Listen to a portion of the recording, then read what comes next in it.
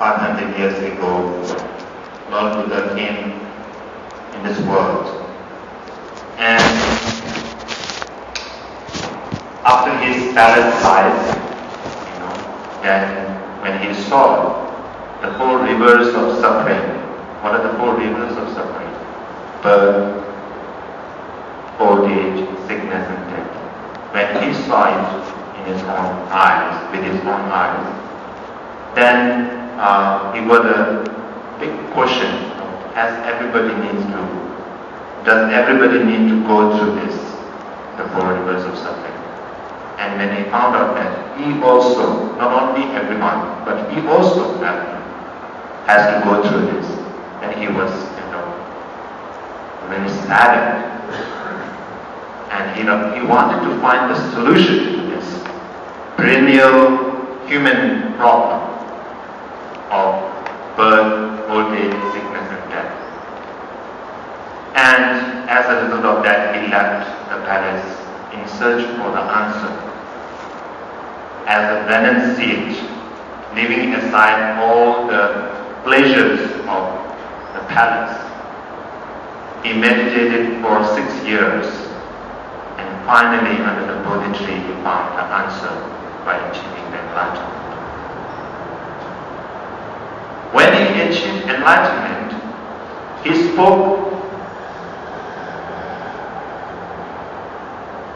a stanza, a verse, which says that the truth that I have found is profound, peaceful, non-elaborated.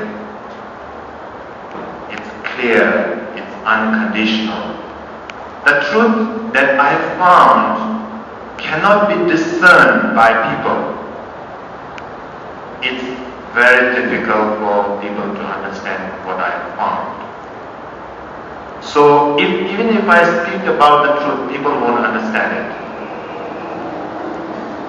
So what should I do? Maybe it's better for me to keep silent, meditate, and be in the forest. For 7 weeks he didn't speak, he didn't teach. And after the request of Brahma and Indra, they requested Lord Buddha that because you have found the truth, which humanity needs, which beings need who are suffering, you should definitely share this truth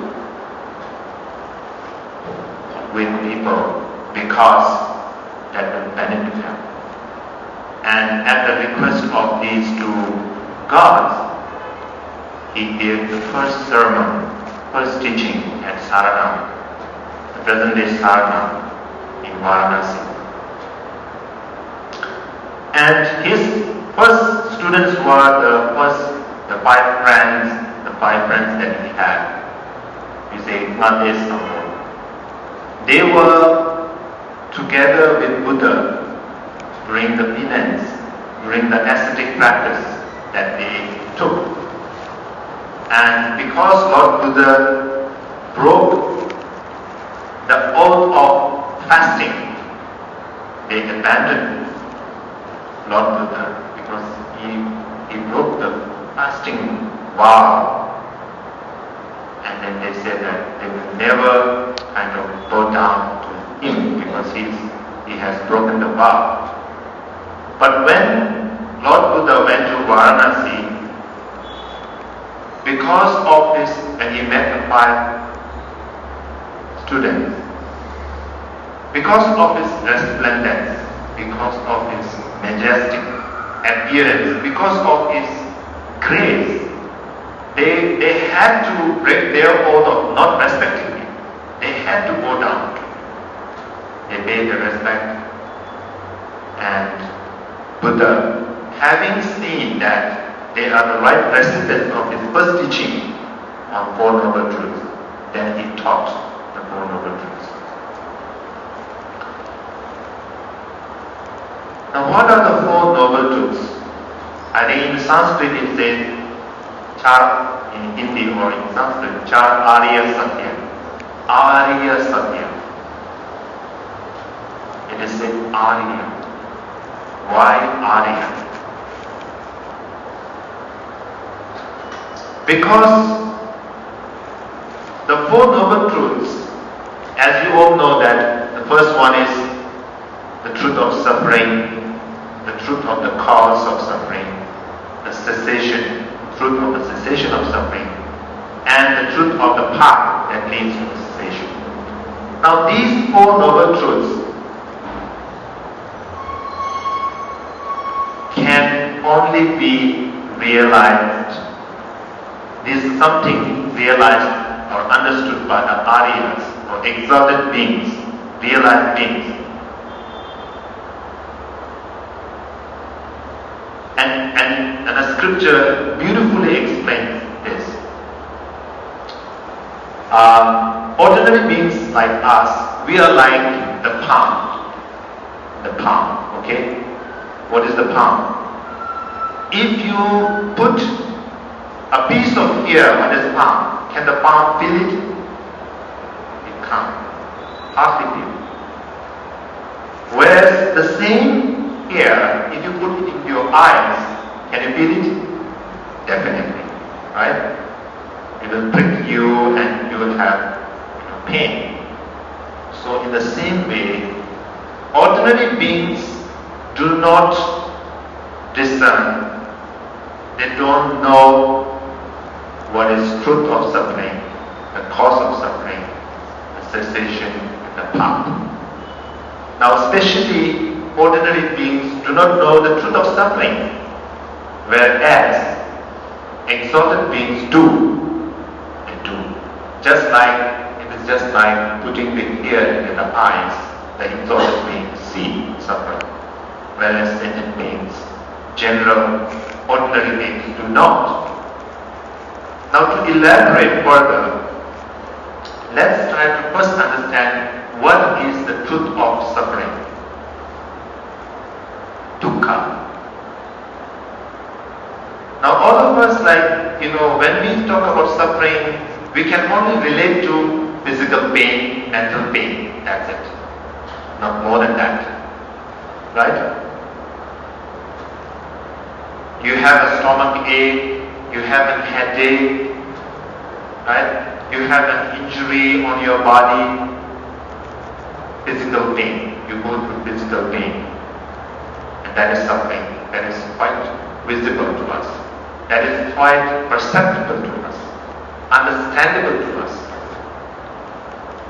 In the same way, mental pain, agony, loss of something, somebody whom you love, parents, friends, relatives, loss of your possession, property, job, status, power.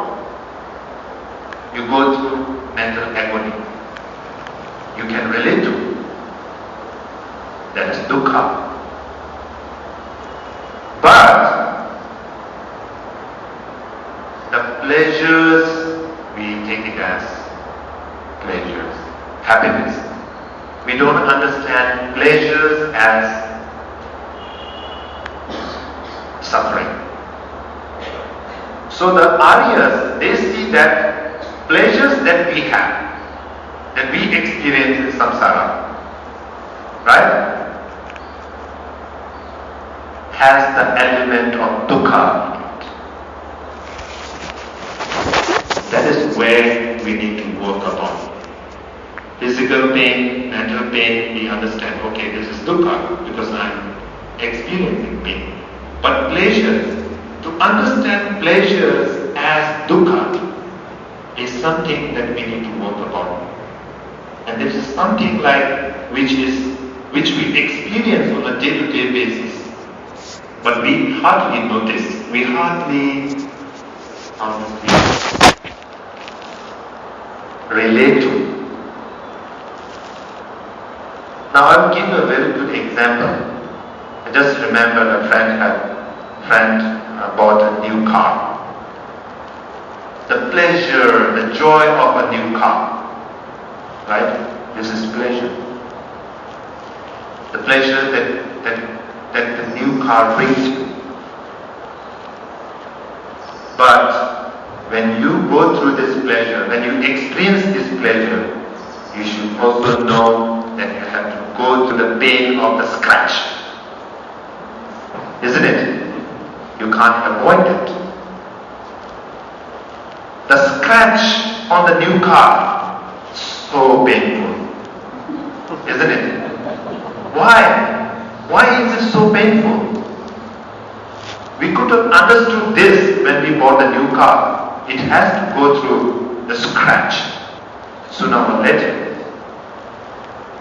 So all the pleasures that we experience in samsara something like that. The scratch on the new car. Now you might be in a very comfortable position.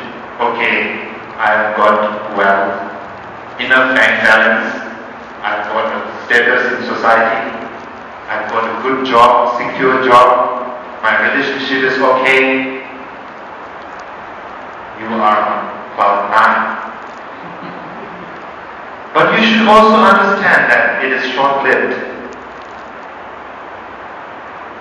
because everything is impermanent.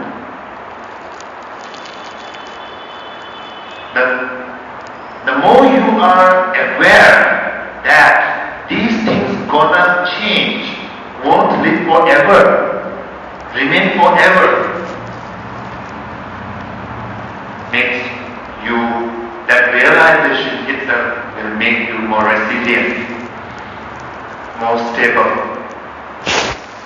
Inner joy can come out of that if you know this, if you realize. So dukkha, understand whatever good circumstance you are going through is a change, and prepare for the scratch. Then only you will have true and inner peace. Otherwise, just as I was talking to you about the appearance, on the appearance level, you might have all those good things in life, but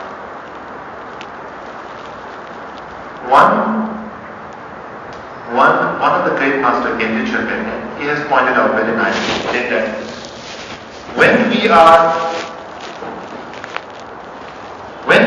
happy, right? When we are happy in the state, when we are in a circumstance where we are like happy, everything is going on so well, pleasures of life,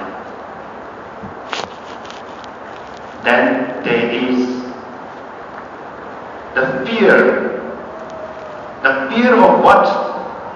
The fear of change, the fear that maybe this won't last forever. What we call in modern society, we call about security. We want security in everything, right? That is because we have fear. We want to maintain that level of happiness throughout. And when we are happy, we have a fear that we might lose this pleasurable moment. But when we are suffering, when we are in actual pain, physical, mental pain, we always yearn for hope that this will be over.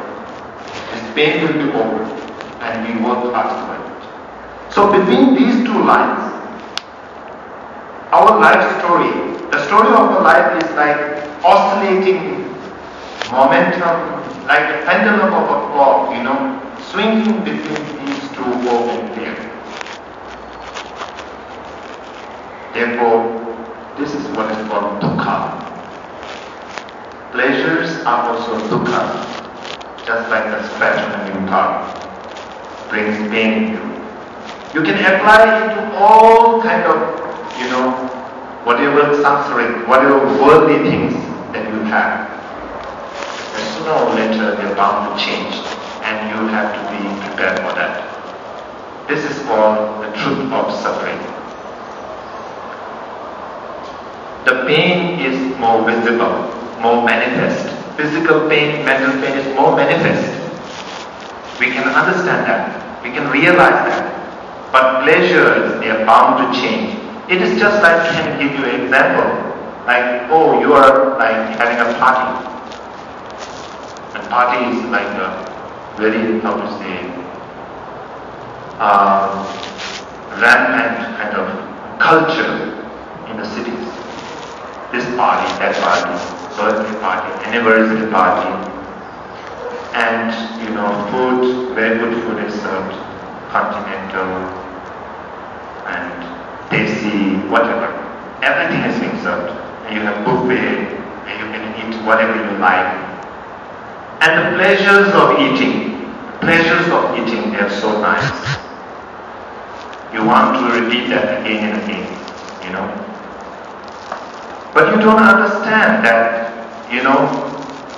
when you have your food, पेट भर के खाया, you have your food, and because of that craving, I want to have this one more spoonful, and that craving leads you to stomachache, overeating. So that shows that how, the moment you are experiencing that pleasure, the next moment you eat a little bit more and your stomach starts to get bad. Pleasures are like that, short-lived. Therefore you have to be moderate. You have to be mindful when you eat, when you drink, whatever you do in life. So therefore, this is how actually we are caught up in samsara. And there is a very beautiful example of like how we are lured by five senses. A very good example, for example, Mikshin Sula Chabe, Chemane Mamichi in Tibetan. So what does it mean in English is like the moth. The moth feels the land, the burning land very attractive, perceives, and it tries to catch the flame. And what happens? It gets burned. This is like eye seeing beautiful objects. So don't be carried away by beautiful objects. That is the message. You get caught up like a moth that is being caught up in the flame. Now that is a classic example of how hunters when they go to hunt. When they try to kill a deer, what they do is first play a flute, very melodious flute, and the deers, they just kind of like carried away by the flute, the sound, the melodious sound of the flute. And what happened is like they were totally into it, and the hunters get a chance to kill those deers. So that is called Nawa Dala Chabe Ridap Mumbesis. So we caught up with like, we always want something nice to hear, songs, dance, we want to hear more praise. We want to hear more praise. Like when we are on the Facebook, we want more likes. We want more good comments. And we are caught up in that. Isn't it?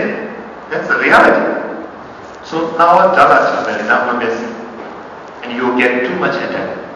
It's very interesting to see like when you give more importance to the praise, more importance when you are more enchanted, more attracted to praise, the same intensity of pain comes when somebody is suffering. Isn't it? It's kind of like it's reality. And very strange. And we should know that. When somebody praises you, take it as a compliment, but don't take it like to your heart. And then think that okay, I'm great, and give too much thought to it. So therefore, now Dala Chabe, Rama best. Now Tila Chabe, so the bees, like when they smell the scent of the honey in the flowers, then they go and drink the honey And what happens is like the flowers get kind of closed and they are trapped in that. That is like attachment to smell. 这些罗拉茶被养成的 that is the tongue with attachment to the taste. We want good taste and all the time, right? When we are too much attached, again we are caught up in that, and that brings pain. That is the example given is like the fish being caught by the bait. What is the bait? The bait is something tasty they have put it. And when it tries to eat it, like it gets kind of caught. 这些罗拉茶被养成的，有些人家的茶被让不起、拿不起。Like we want nice clothes, warm clothes, and comfortable clothes, different types of clothes we want.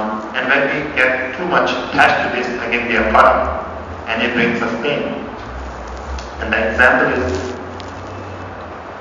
when the elephant feels the heat of the sun, it wants the cold or cool, how to say, touch, contact.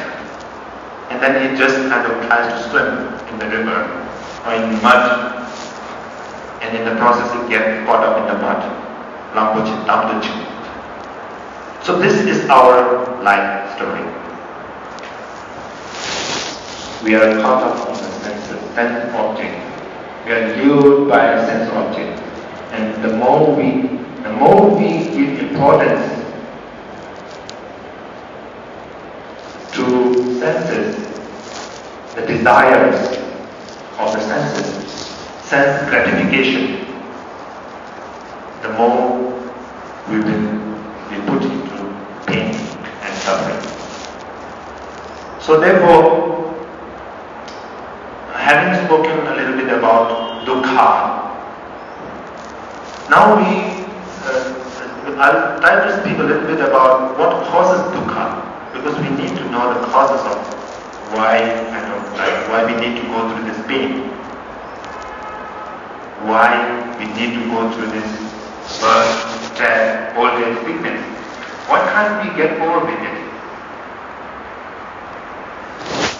So Buddhism provides a pragmatic kind of solution, and also pragmatic solution by pointing out that everything arises from cause and condition. There is no kind of thing that doesn't arise from cause and condition. Like for example, if you want a good job, you need to study well, you need to excel in examination, right? You need to be in a good college, so forth. Because we are not concerned about the result. You are sowing the seed of the result, right? Just as if you want the result, you need to take care of the cause. So therefore, we need to know why we suffer in samsara. What is the cause that leads to this suffering? And Buddhism points out that suffering is not created by God. There is no external force that puts you into this situation. You are your own. You are the cause. You have the cause within. That's why you are here. So what are the causes? The causes karma and negative emotions. Klesha. Karma and klesha. Karma is action, and klesha is the negative emotions that we have. Now if you go deeper, like, okay, what is karma? Karma is action. And what is action? Action is the intent, the mind. Like for example, okay, in the morning you might have thought, okay, today I have to go and participate in the talk. That's intention. That intention led you here. Physically you are here now because of that intention.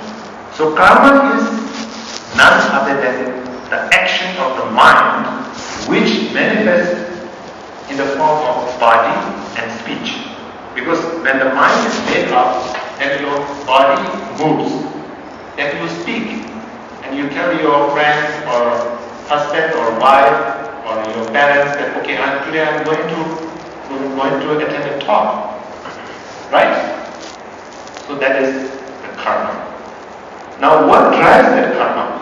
What drives that karma? That is very important.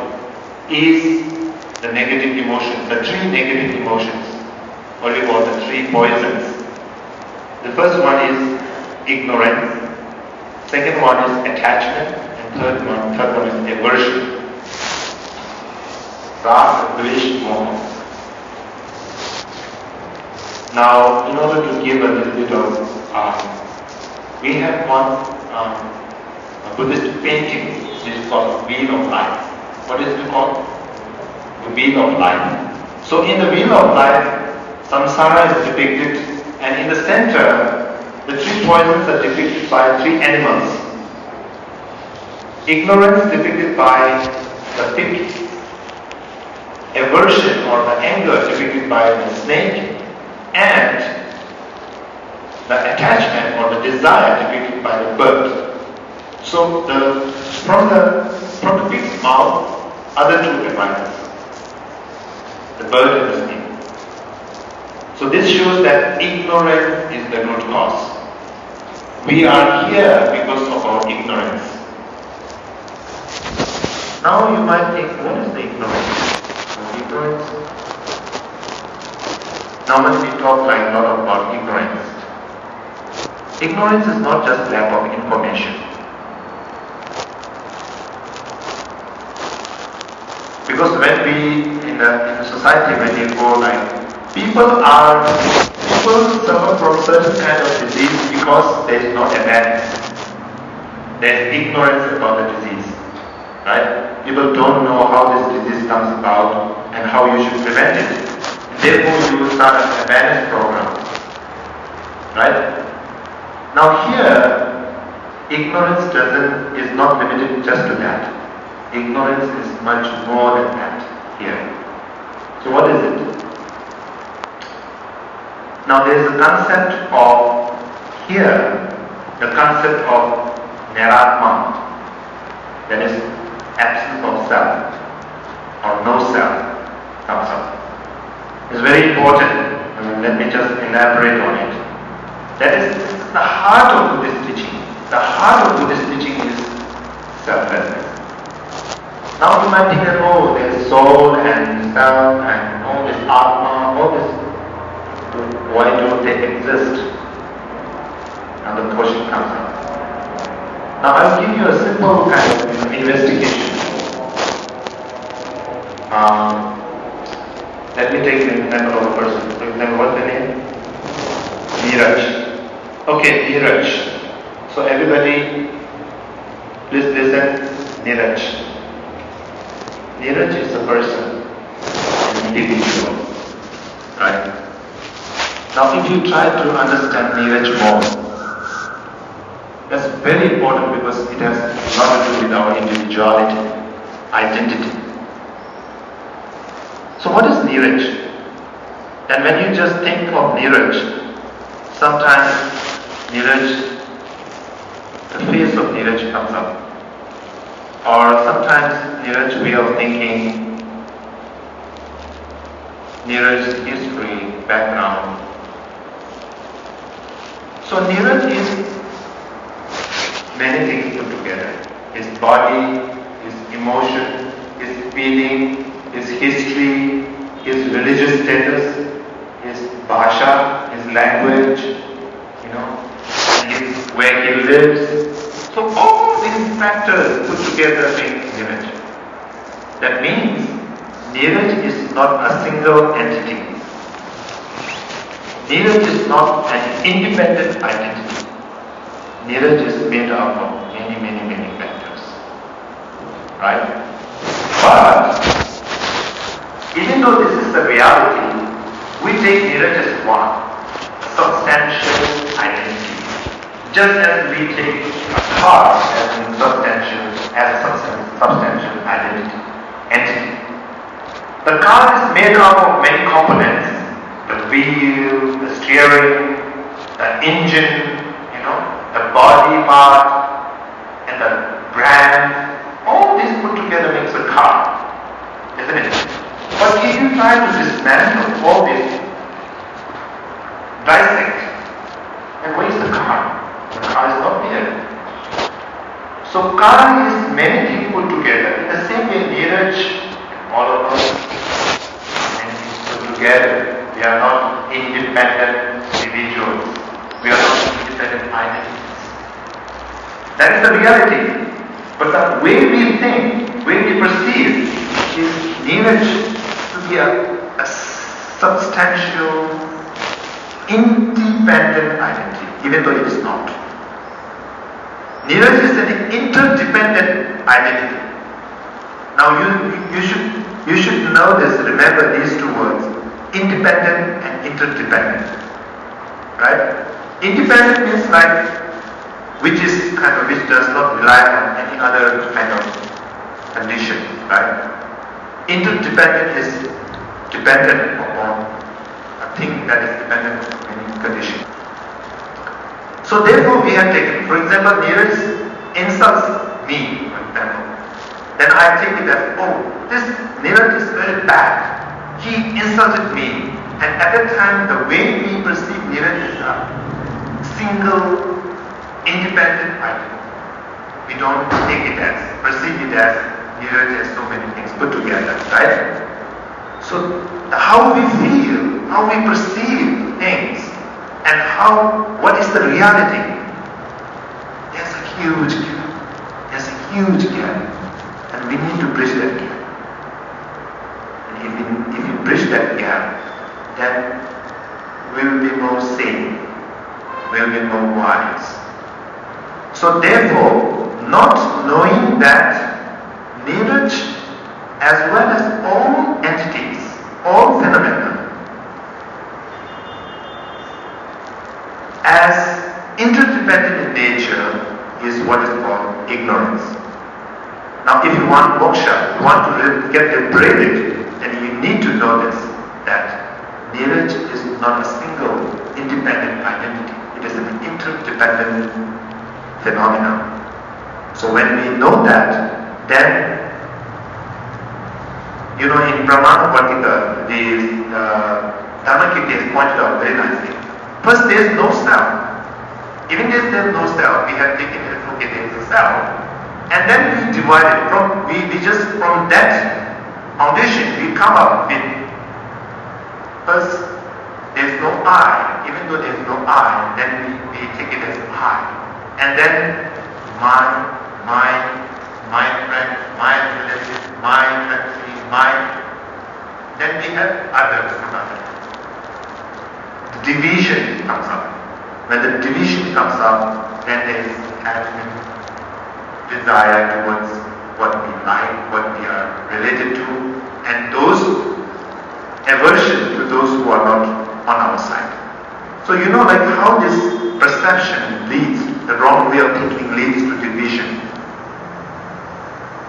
Division based upon country, division based upon religion, sex, caste, creed.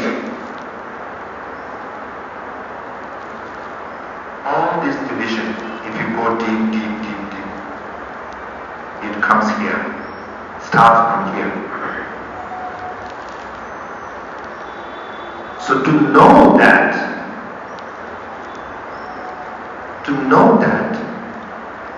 everything is interdependent in nature is what is called wisdom of no self.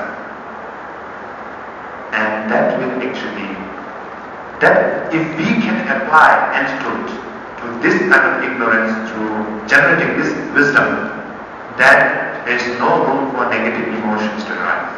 And when there is no room for negative emotions to arise, there will be moksha, there will be liberation. So therefore, this is the cause of suffering. Now you know what is the cause of suffering. And then, now going to the next level, is there a possibility of achieving cessation? Can we actually get rid of suffering from the root is it possible? Is it really possible to come out of this cycle of birth and death? Is it possible to end this birth and death? A big question mark.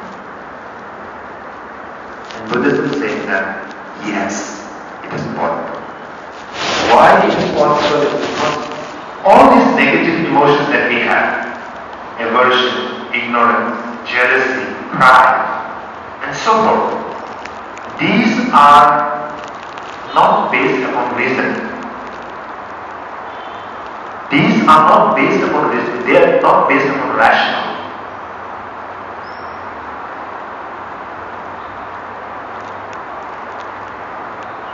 Just to give you an example, right? For example,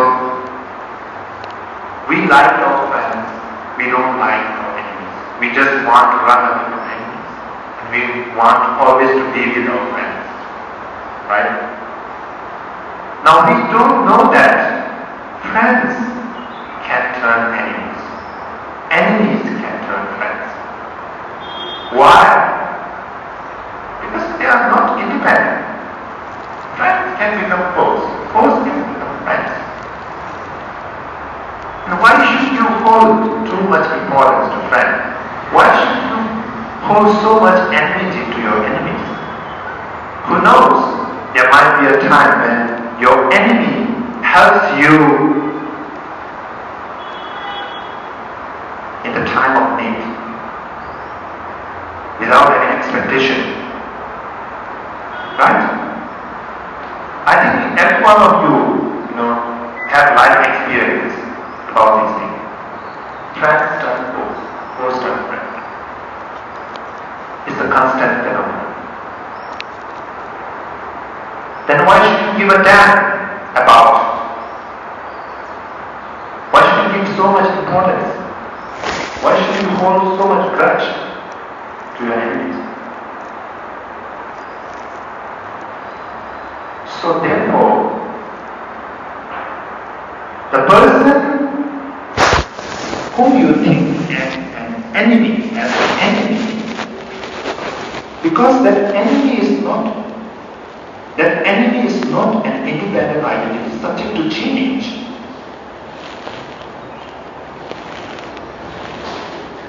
Having nourishing anger and aversion is completely wrong.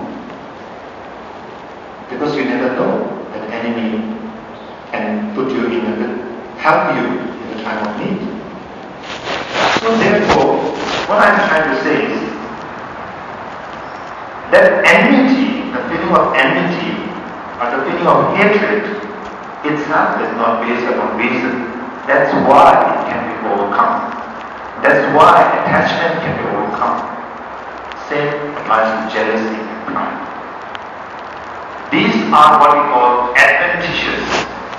Adventitious means like it is not in our nature. These are like clouds in the sky. You know that when the clouds, there are clouds in the sky, it obscures the sun. But when the wind comes and drives away the clouds, the sun shines. In the same way, goodness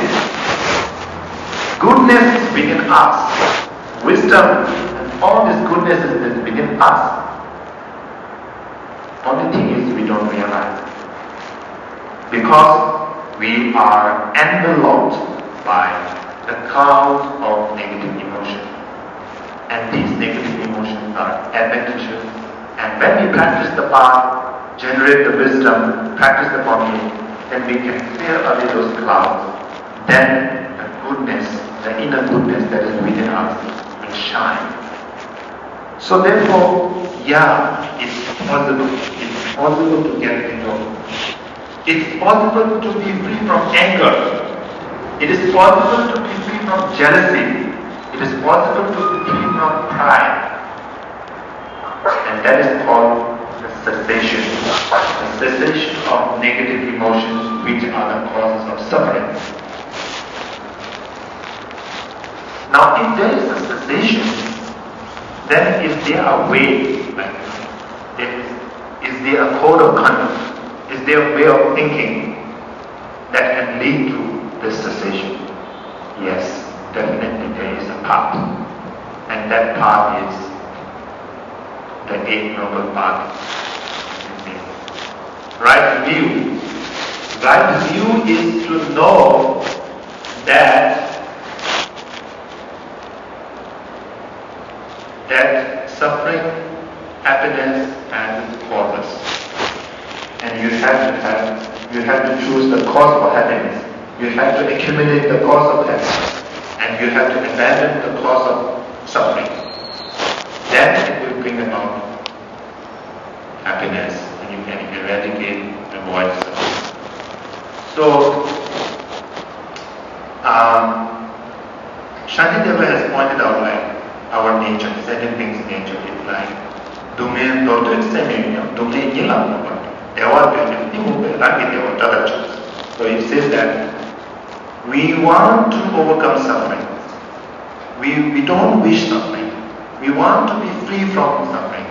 The moment you wake up from your sleep in the morning till you get evening, the whole effort, even your breathing, physical action, verbal action, and each and every one of them is directed to overcome suffering and to live with happiness. We don't want suffering, we have to be free from suffering. Yet we run. So you see the contrast. You run after the causes of suffering. What a contrast, isn't it? We don't want stomach ache, but we need more than what we can digest. So that actually shows the contrast, how our nature is like. It is just like an addict, drug addict, addiction to alcohol, addiction to kind of substance. And sometimes we are so addicted, even at the cost of our life. You know, some of the alcoholics, they just want the last sip, even at the cost of death. They want health, they want long life, but they run after the causes of death. So you see the contrast, paradox. So this is domain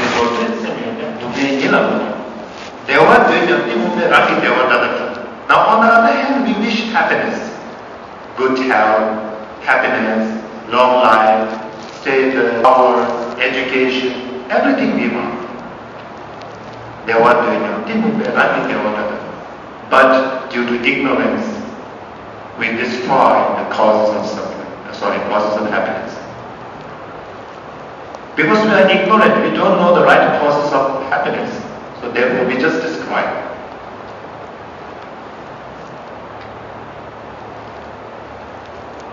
What is the cause of happiness in terms of good health? Bring that on. You should eat moderate, right? There are so many things like, for a diabetic you should eat sugar, something like that. And you should, for a person with BP and hypertension, you avoid salt, avoid oil, avoid meat, and so forth.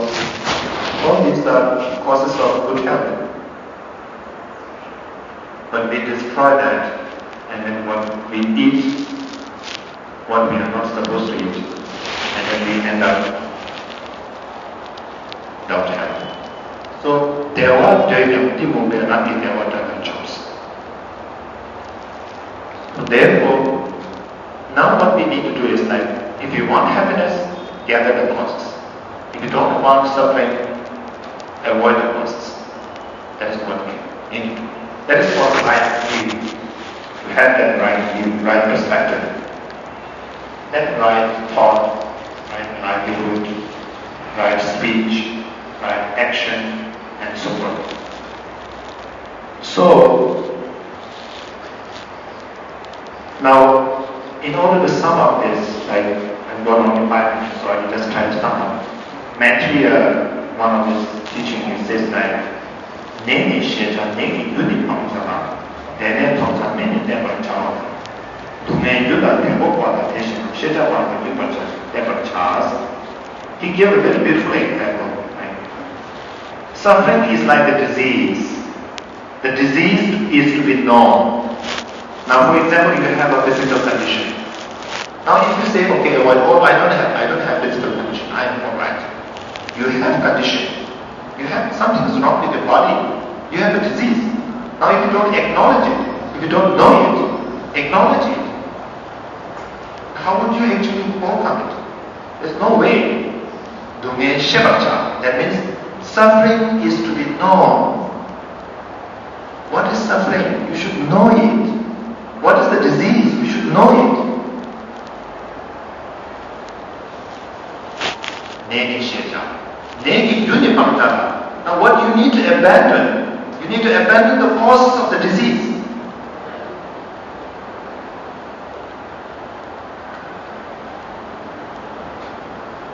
If you don't want respiratory disease, lung disease or whatever, and if because smoking causes it, you have to quit smoking.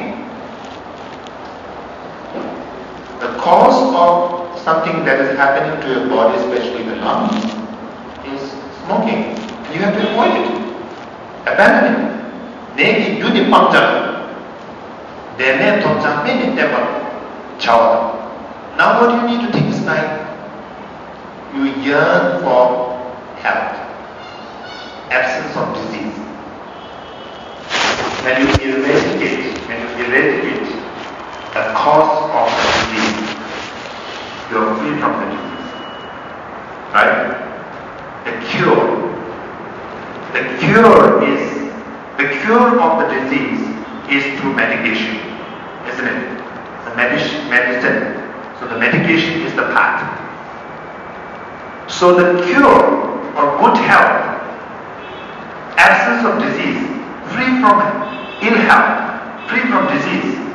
The state of being free from disease is something to be achieved, attained. And medication is something to be taken in order to achieve the cure. Therefore, Negi Sheta Negi Yuni Pangana Dene Tomcha Meni Depa Chawata. Dume Yuda Depopada Sheta Panda Depa Chawata. In the same way, suffering is to be known, its causes to be abandoned. Freedom from suffering and its causes is something to be achieved, and the path is something to be adopted in order to achieve that freedom.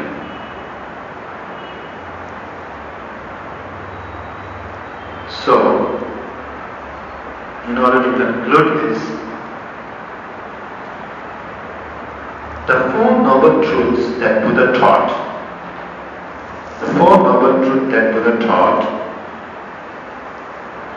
forms the foundation of all the Buddha's teaching.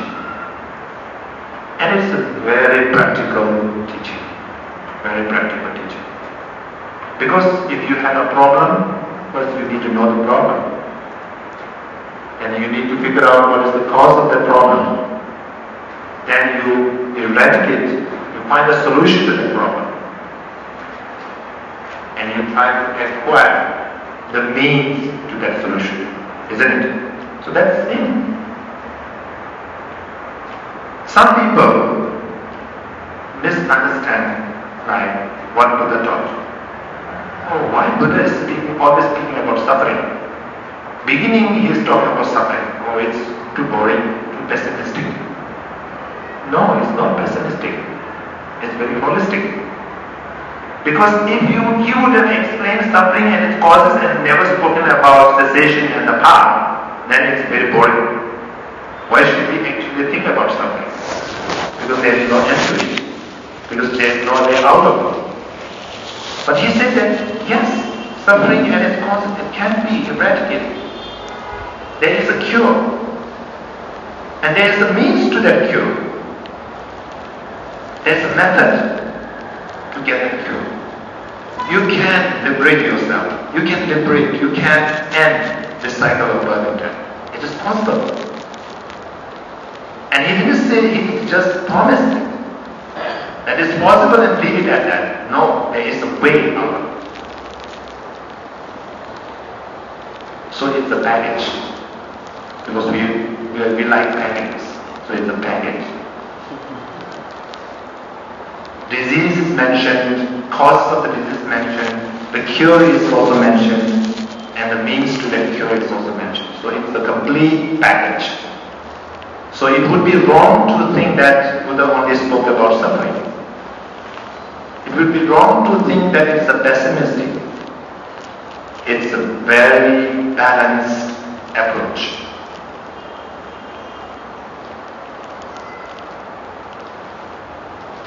So with this word, I think I will stop the talk and we'll have a question and answer session. And I welcome any kind of question and answer. Please feel free. And I've learned that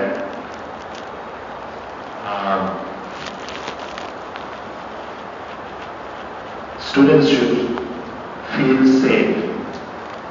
So please feel safe and ask, even if it is a foolish question.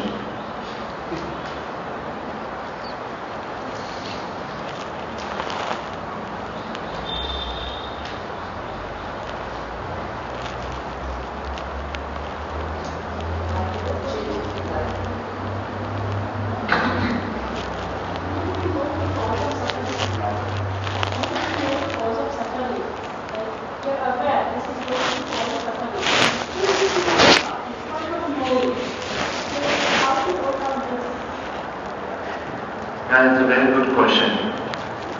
I think there are two things that we need to know. We need to, think over. On the one hand, we have reason. We have reason or knowledge. On the other hand, we have habit. So there is a constant conflict, battle inside, within history. And sometimes reason, sense of reason, fails to apply antidote to that habit. So what we need to do is we need to strengthen the sense of reasoning. Not just knowing is important. Not just knowing. It should not be just limited to knowing. The knowing should be so strong and it should be so much habituated in us that there is no room for bad habits. Right now what happened is I think I just remember when you asked this question, I remember Rabindranath Tagore's point, one of the lines he said that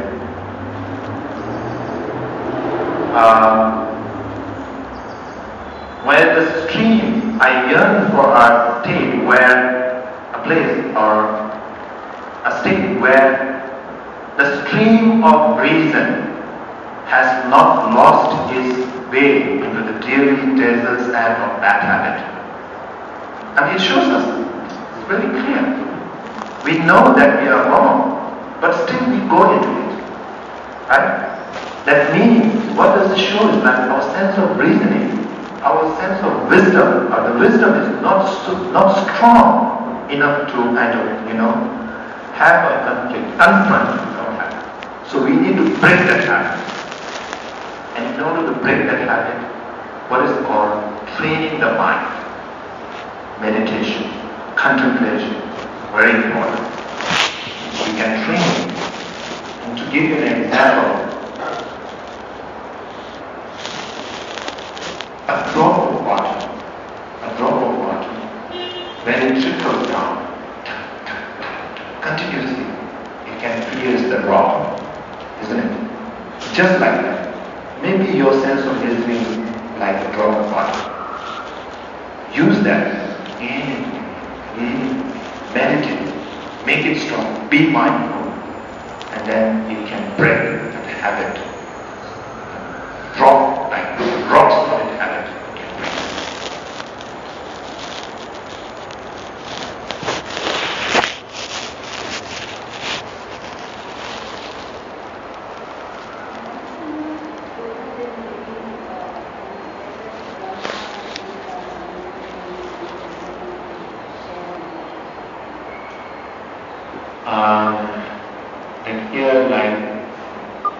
when we say Buddhism does not accept the concept of God,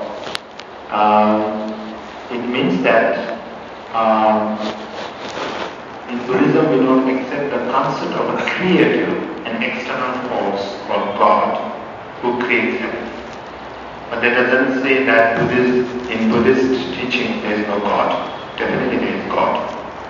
God as a sense of a being, a higher being in samsara, who are within the domain of samsara. Definitely like, yes, and celestial beings, which we can call God, like Brahma and Vishnu and whatever, Indra. But they are not the creators of the universe. They are not the creators of beings. They are within the domain of samsara. And they also need to kind of achieve liberation. Sorry? Sorry? Yeah, there are beings. Yeah, they are within the samsara. And because in Buddhism, the samsara is divided into two ranks, lower ranks and higher ranks. In the higher ranks, human beings come, God come, right? So in the God rank, we can have many gods.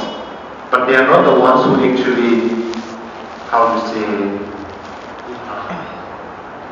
as other non-Buddhist who accept the concept of creator, that there is one supreme God who creates everything, right?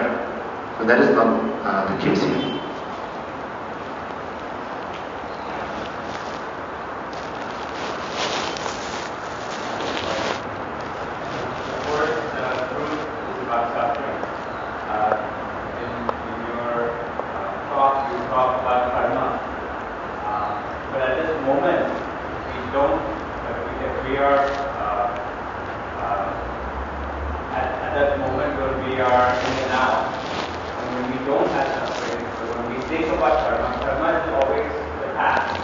Not necessary. So we build karma from a past life and a present life. Yeah. But we are in the moment, then does that mean karma does not exist in the moment? No, doesn't mean that. You see, I will tell you, karma is action. It's very, there are cases where really people misunderstand karma. Even in Tibetan society, when we say karma, then it's something like destiny. That whatever we have done in the past, that rules us, and then we have no freedom actually to choose for the better. Karma is more than that. Karma is very active actually, very active. Now when we say it's our karma, that means it's the result of karma. Whatever we have done in the past, we are experiencing in this life. But that doesn't mean that we are overruled by that in such a way that we just can't create karma for the future. Definitely in this present moment also you are experiencing the fruit of karma as well as you are creating new ones. So it's a continuous process, you know. A part of you is experiencing past experience, a part of you are creating more karma. For example, now, and to give you an example, okay, you are in a situation, you know, sometimes we say we are in a pickle, right? Neither here nor there, right? And we are put in such a situation that we just can't, we just need to be there. We are put in such a situation that we just can't change, even if we like it. So sometimes, like, maybe past karma puts us into this situation. And the moment that you go through this, how to say, result of karma of the past, it depends on how you make of it, your reaction to it. And if your reaction is positive, you are creating positive karma, you know, for the future. Now if your reaction is negative, then you are creating more kind of suffering. So it has to do, partly it has to do what we have done in the past. In life you go through so many situations, you just can't better the situation. You just can't, you are out of control, right? But at the same time, your reaction to it, the experience of the result of the fruit of karma of the past, how you react to it, determines, right, determines, and it also kind of drives you what kind of situation you will kind of go through in the future by making the most out of it. You understand what I mean? Yeah. So karma is very active, it's not passive.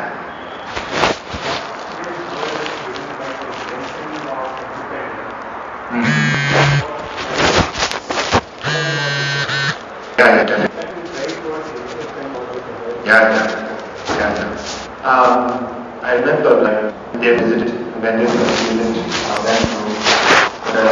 let's say the Western place. Then they spoke of no self, and everybody was shocked like they're saying self is so important, in today's world. Self-confidence, self-respect, self-what? Self-esteem, and self-driven, as you say, like society. And it's interesting to see, like, despite all the developments, natural developments, technological development, advancement, we become so sophisticated, thanks to this culture of self-confidence, self-esteem, and self-respect. But on the other hand, you can also see the other part of reality, like how much suffering people go through with this. A lot of conflict. Sometimes like kind of useless. It's just kind of, when you see it, like it's just kind of like so childish. And therefore, it's important, it's high time, Definitely we need material development, sophistication and everything in order to make our lives easier, comfortable.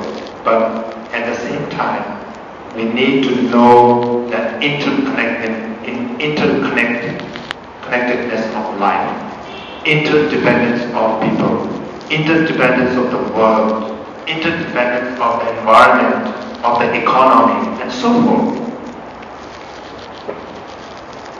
Otherwise, all the, maybe like whatever war that has happened, in the past, all that driven by self-cherishing thought, self-esteem thought, self-respect thought. So I think it's like, now, when the Tibetan Lamas, when they went and then they just passed the message of what Lord Buddha has taught, slowly they are realizing that, okay, this is something really precious. And this is something that our society needs. Because we are so much self-driven. What is not self-driven economy?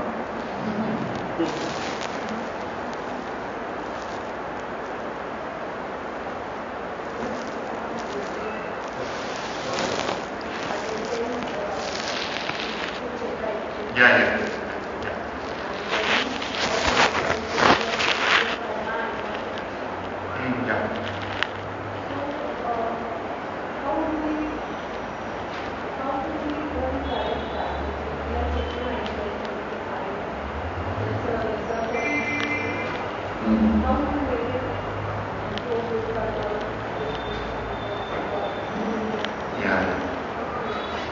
I think what the most important thing is because we have only one, there are many different our mind is sometimes it is likened to a monkey mind, talkative mind. It's just never it's always restless, right? But you can apply mindfulness, being mindful of what your thoughts are. You can always correct it. And I told you about, sometimes we are driven by habits. We can't resist our temptation sometimes. And for that we need to train ourselves again and again, being mindful. And there are two kind of tools mentioned in Buddhism. One is mindfulness and another one is vigilant introspection. Mindfulness is like, okay, you have to remind yourself, okay, my intention should be good, virtuous, selfless, unconditional, helping others, not harming others, benevolent, compassionate, loving kind, and so forth. Now, vigilant introspection is it's like a police. The police that always checks whether you are on the right track or wrong track, So at the back of your mind, you have to check, okay, whether it's on track or not. So with these two tools, you can correct yourself. Yeah. With every happiness leads to suffering. So why do I have life? Why do I have kids? So what's the meaning of life? Why we are living this way? Yeah, very good question.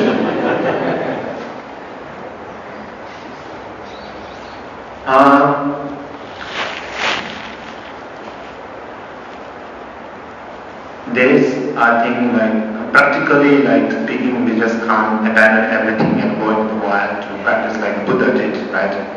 But definitely we can work on our emotions, and even in society we can, for example, for a day, in a day, at least spend some time with yourself, like 1 hour, half an hour, reflecting the purpose of life. Because it is,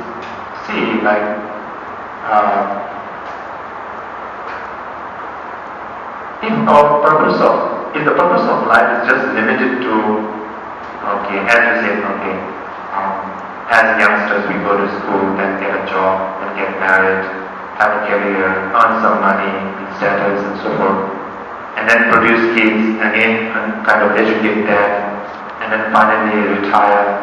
So what is everybody does that, and what is so great about it? So, what I personally feel is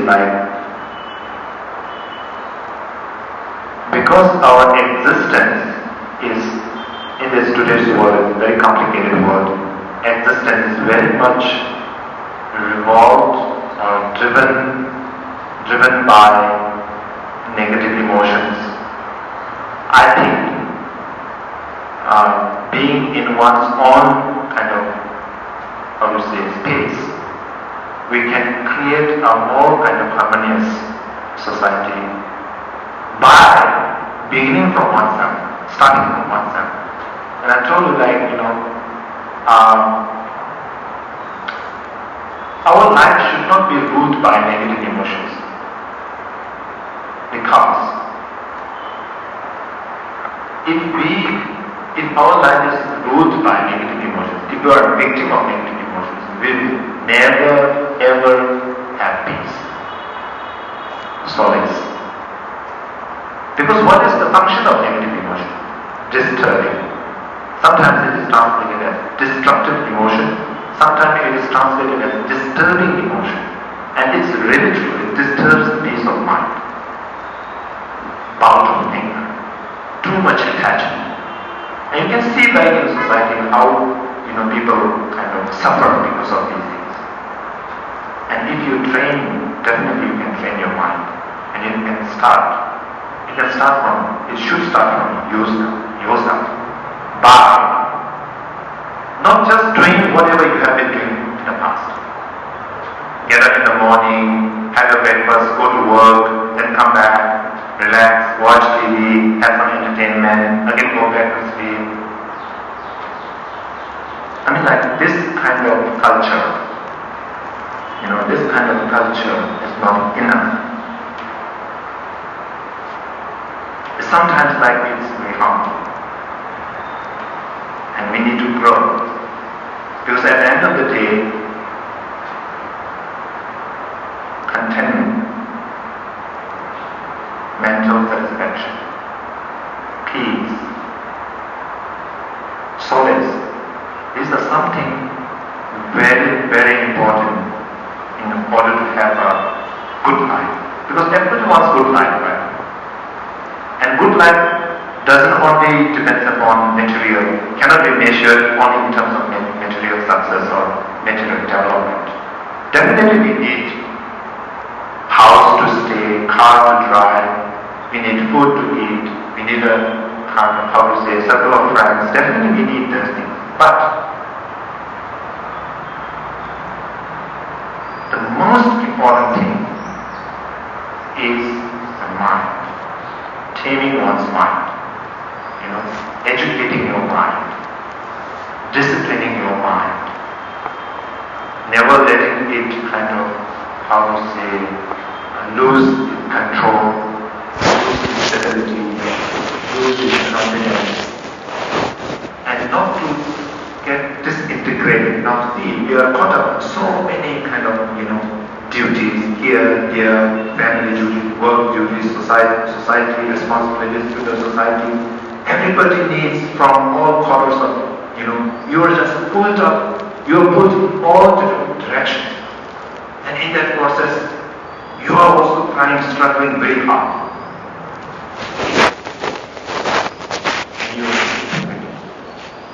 And when you actually, after a day's work, you sit down, just reflect upon yourself.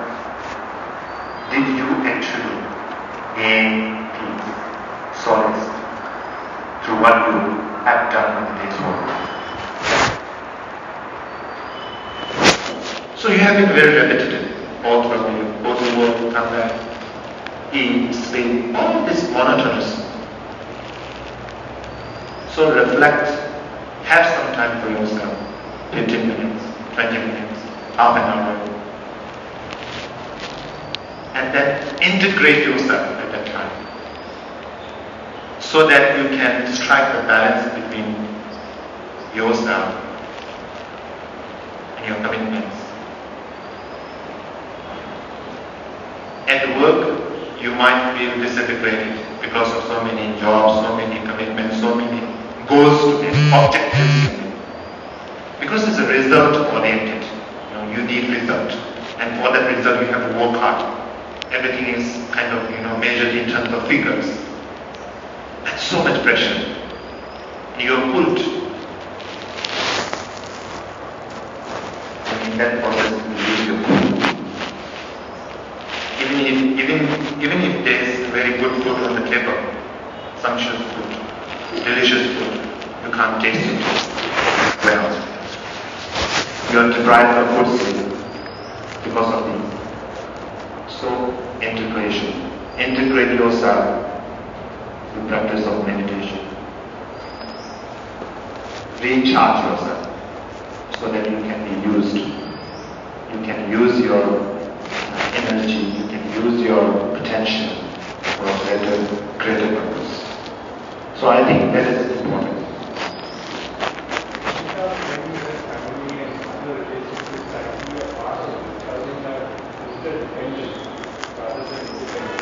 Yeah, definitely. The thing is, in the West, why the marriage institution is failing is because too much independence. Everybody wants nobody wants to adjust, right? Nobody wants to adjust it's like losing your sense of freedom. So I think still in India, family culture is still very strong. And it's very good in a way, even though it has its own disadvantages, but if you think carefully,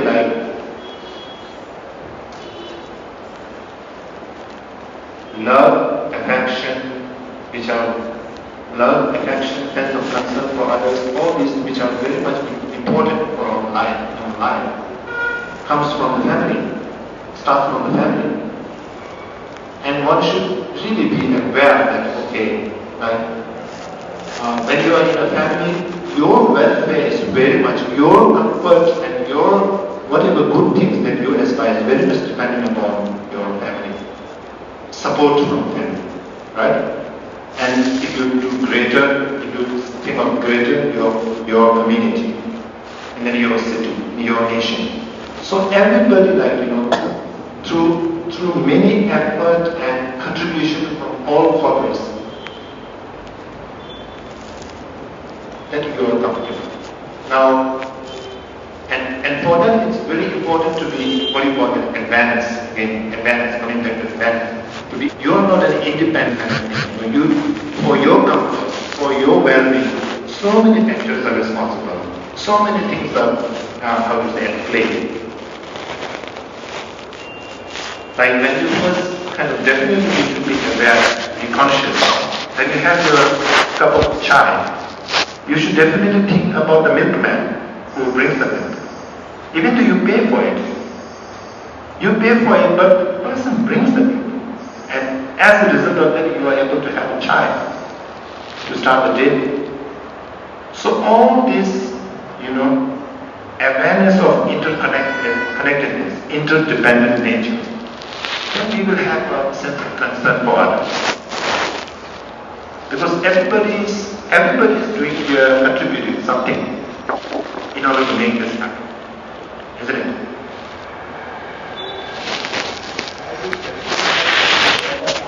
At the relative level where strong countermeasures are required. But at the same time, one needs to overcome one's self-cherishing, negative emotions and yet have those strong. Others one keep that balance. I mean, a classical example is like Rossi, which effect is fighting the Chinese government. So the one hand you don't get caught up in the negative emotions that make you are not creating more kind of you're not continuing the vicious cycle. But still, you are being a peaceful warrior where you are both getting out of self-cherishing yet doing the action which is required as a countermeasure. So I think like the perspective is important. The perspective is like you are not against the person, but you are against the action. You see like, okay, whatever the person who is actually harming you, the action itself is wrong, but the person itself, if you think carefully, like the person is driven by that negative emotion, and because of that, they are acting in a manner.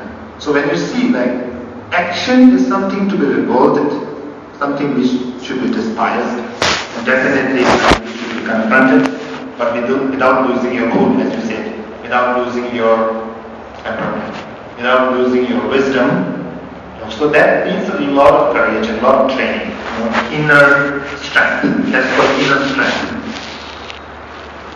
To be compassionate doesn't mean that you have to give in to others. Sometimes like even if you try to be patient, you are struggling to be patient. And sometimes people take advantage of that. That is where you should give a strong stand, despite losing your cool. Without losing your cool.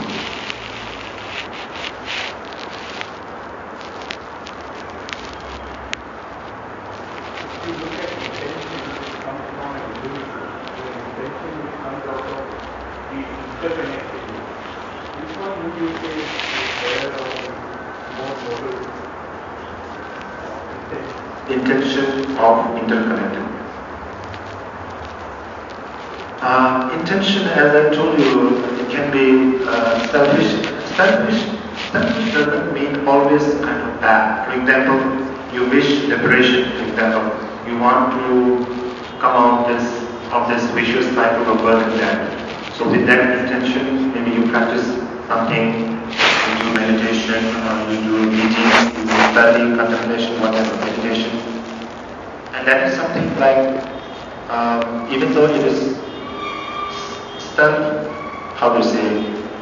driven by some self-interest, but that is not bad, because you are aiming for something noble. Now there is another intention of what we call the bodhisattvas. The bodhisattvas' intention is to try to aim for the highest goal or potential of an individual, which is Buddhahood or enlightenment. For the sake of others. So it's something like you want Buddhahood not for yourself, but you want Buddhahood or that omniscient, the state of omniscience, the state of enlightenment, so that you can benefit others. So it's kind of aspired as a tool or method to help others, benefit others. So that is the highest kind of objective that you can have, highest intention. And it is called the vast intention of the Mahayana. And it is not just limited to humans, all forms of life. Yeah.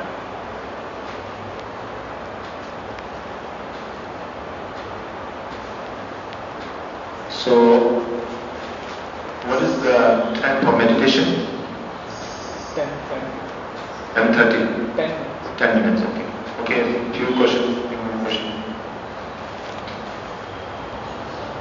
When you're practicing in the past, how do you ensure that you remain compassionate? Because so much sometimes it comes to difficulties with difficult situations. So you should be compassionate towards someone who is something or some person. Sometimes I think, you might start feeling mistakes or you might start feeling superiority feeling. How do you ensure that you kind of remain compassionate on someone who is not that? Any of superior? I mean, you might say this person doesn't know what he's doing, it's nothing, Oh, yeah. emotion, it's nothing, you start patronizing the person. Yeah, yeah. That's a different Yeah. approach altogether. No, I think like if you have true compassion, you will never actually use you know, you won't be partial or you won't think others to be how to say superior. Why? Because it says that a bodhisattva's attitude of compassion is something like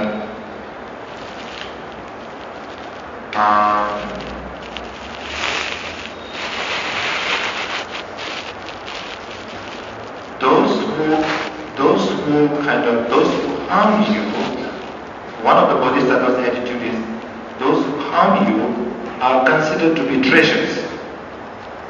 Now what kind of treasure? The treasure to practice patience.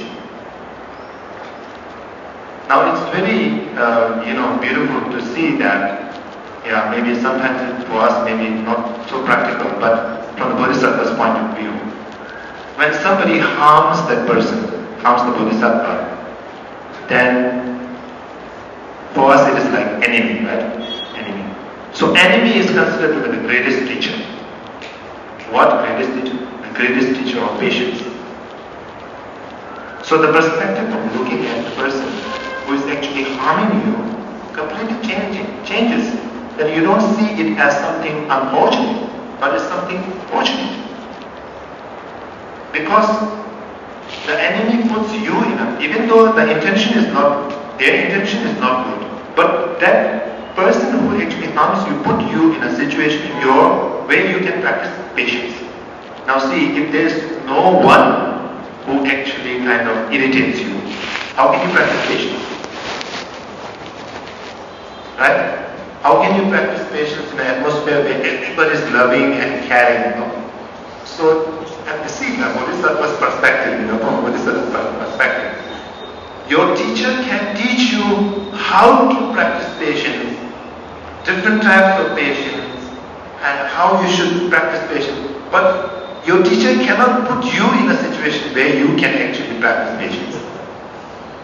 Yeah, I understand what you're saying. Yeah. My point is that there's a person who's angry.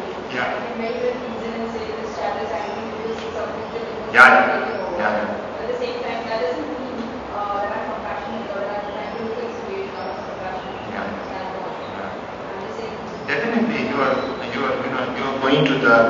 going towards compassion, because the thing is like you are seeing it in a more holistic way rather than just thinking that okay, this person is just kind of and seeing the whole kind of perspective that okay, this person is driven by negative emotion because of this negative emotion. Just like every sentient being can be driven by negative emotion, even like me also, right? So then you have a sense of how to say. Spaciousness, and you try to you get more understanding.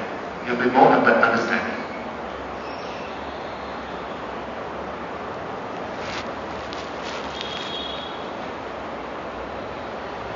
So therefore, bodhisattvas, one of the bodhisattvas' practices like to view all sentient beings as wish-fulfilling gem.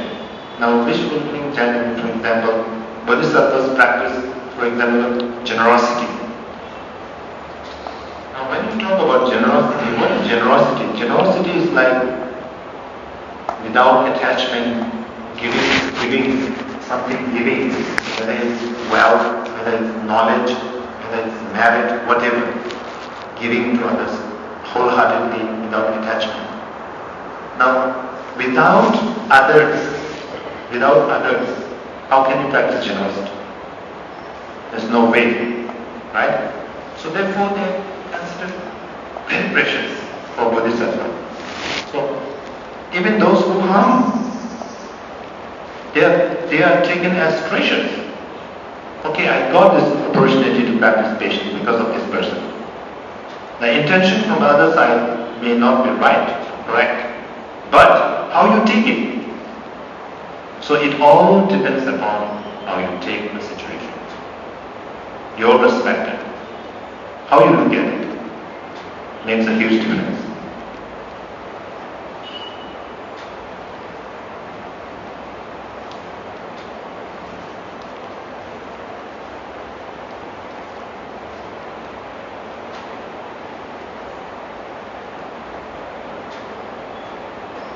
Okay, so it looks like you don't have questions, so we'll start meditation. So before actually meditate, I will speak a little bit about different types of meditation that Buddhism offers.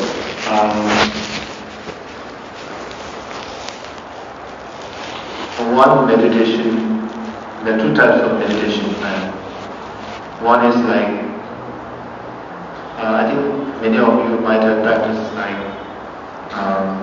breathing meditation, like for example, meditating upon a statue, stupa, a statue of Buddha, and so forth. These are called single-pointed meditation. Single-pointed meditation is like, how to say, leave aside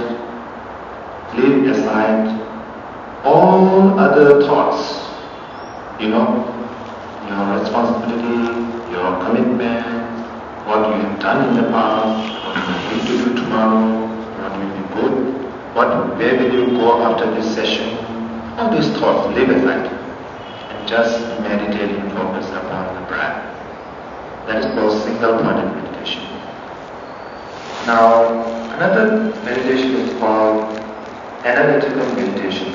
Analytical meditation means like, for example, today you have heard about the Four Noble Truths, right?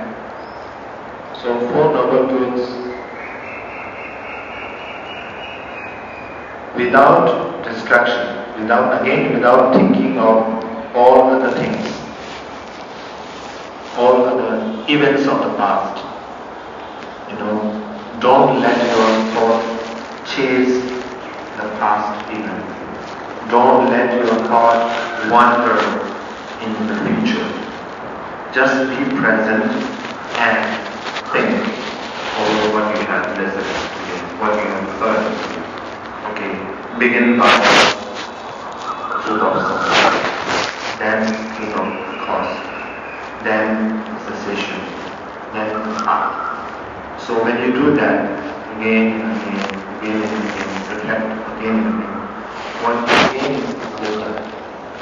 You know about Four Noble Truths. And as a result of that, you generate what you call special insight, that is called vipassana. Vipassana is not just limited to, how to say, being aware of the sensation of the body. Vipassana is more than that. It's kind of a wisdom that realizes the reality of phenomena. Now when you try to investigate or analyze or think or examine about the truth of suffering, then you just think of all the pleasures that you have experienced in the past. Think of all the pleasures that you are experiencing now. Think of all the pleasures that you are going to experience in the future. And from your past experience, just think that how kind of fluctuating they were, how changing, how transient, how to say, impermanent they are. How they are short-lived, how they are fragile, how they are bound to, how they are so flickering. Now when you dwell your thought on that, think on that, then you will know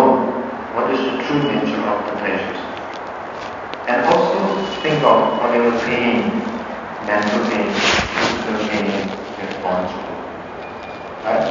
Then after that, you try to dwell your thought on what are the causes of those suffering, the karma, the negative emotions, especially the ignorance, which leads to all the negative emotions. And then think of it, contemplate it. And then try to know that the root cause of all the suffering. And then try to generate the wisdom of no self, the wisdom of interconnectedness, the wisdom of interdependent nature of all people, the wisdom of the absence of independent identity. And then from that, think of the purification, the eradication of the cure. You're free from all the negativities, free from ignorance, and remain in that state and try to abide in that. So whatever you are doing now is actually the path. So I mean, like in your thoughts. So meditate like this. We have how many minutes? 15 minutes. 5 to 10. 5 minutes.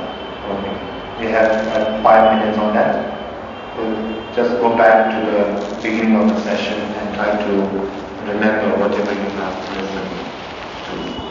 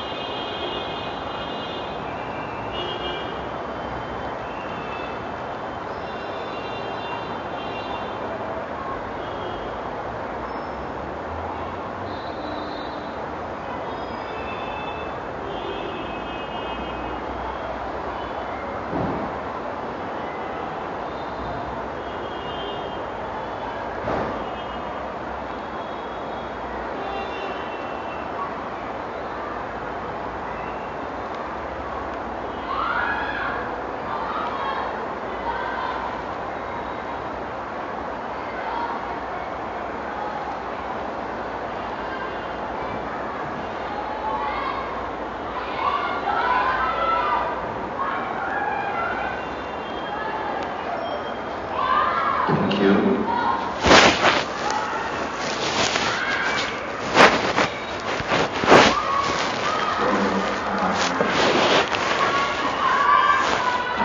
What is the name? Can we just do the dedication or later?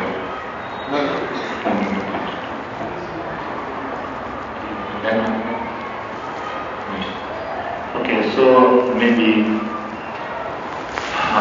just as I mentioned about the intention, it's very important to dedicate on that. What virtues I could learn from this action of listening, trying to discuss, trying to understand the nature, understand teachings of Buddha, and especially about Four Noble Truths, and dwelling on it, doing some meditation. This is karma. This is an action.